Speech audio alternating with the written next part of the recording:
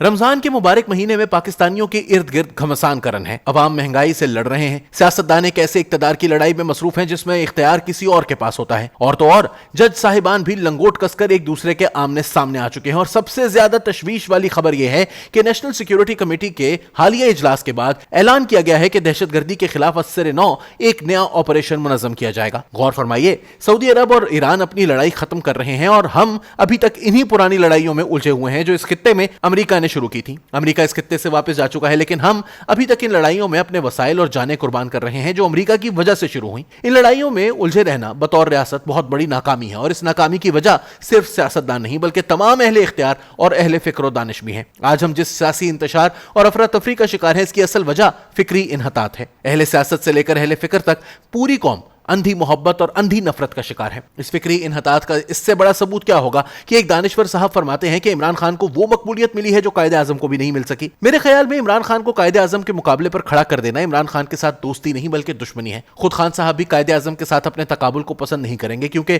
قائد اعظم نے تو ہمیں ایک علیحدہ وطن بنا کر دیا. عمران خان نے پاکستان کو کرکٹ کا ورلڈ کپ جتوا کر ضرور دیا، لیکن بطور سیاستدان ان کا کوئی کارنامہ قائد اعظم کے پاؤں کی جوتی کے برابر بھی نہیں. ہاں، وہ پاکستان کے بڑے شہروں میں رہنے والی مڈل کلاس میں کچھ عرصے سے ضرور مقبول ہے، لیکن اس مقبولیت کے پیچھے ان کا کوئی اپنا کمال نہیں ہے. انہیں مقبول بنانے میں حکومت وقت کی ان غلطیوں کا کمال ہے جن کے باعث عمران خان کی حکومت بھی اپنے پہلے 6 ماہ میں بہت غیر مقبول ہو گئی تھی. قائد اعظم نے مقبولیت کی سیاست نہیں کی تھی، انہوں نے اصول کی سیاست کی. برطانوی سامراج نے انہیں متحدہ ہندوستان کی وزارت عظمیٰ پیش کی جسے انہوں نے ٹھکرا دیا. عمران خان کو بانی پاکستان کے مقابل کھڑا کرنے والے دانشور نے مجھے ابن خلدون کی یاد دلا دی ہے. ابن خلدون نے قوموں کی شکست و زوال کے اسباب پر اپنی کتاب مقدمہ میں کچھ مورخین کی خرافات کا ذکر کیا ہے جنہوں نے تاریخ نویسی کے نام پر مقتدر شخصیات کی خوشامد کی. ابن خلدون کے بارے میں مصر کے مشہور مفکر ڈاکٹر طہ حسین نے بھی ایک کتاب لکھی تھی. مولانا عبدالسلام ندوی نے علامہ سید سلیمان ندوی کی فرمائش پر اس کتاب کا عربی سے اردو میں 1940 میں ترجمہ کیا تھا. اس کتاب میں بتایا گیا کہ ابن خلدون کئی بادشاہوں کے درباروں سے وابستہ رہا.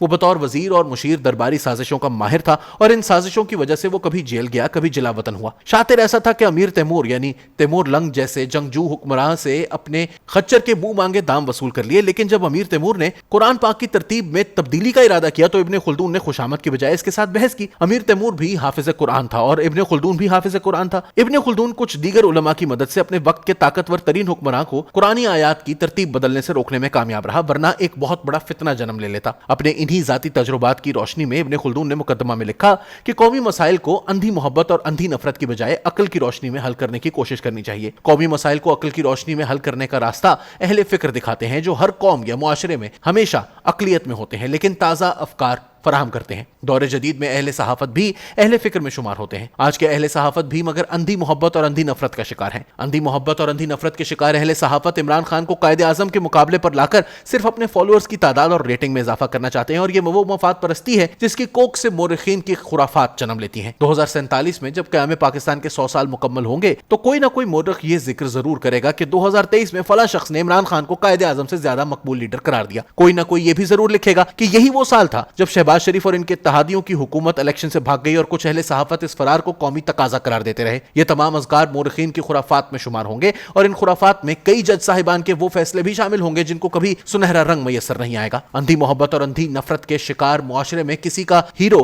جسٹس عمر عطا بندیال ہے کیونکہ ان کے فیصلے عمران خان کے حق میں جاتے ہیں، اور کسی کا ہیرو جسٹس قاضی فائز عیسیٰ ہے کیونکہ ان کے فیصلوں سے آج کل نون لیگ اور پیپلز پارٹی بڑی خوش ہیں. اندھی محبت اور اندھی نفرت کے شکار اہل سیاست و صحافت کو ابن خلدون کی کتاب مقدمہ ضرور پڑھ لینی چاہیے تاکہ انہیں اندازہ ہو کہ ابن خلدون نے قوموں کے زوال کے جو اسباب لکھے ہیں وہ سب کے سب پاکستان میں ظاہر ہو رہے ہیں. ابن خلدون نے قوموں کے زوال کے 3 بڑے اسباب بیان کیے. اول یہ کہ عیش و عشرت کے مشاغل میں ضرورت سے زیادہ اضافہ.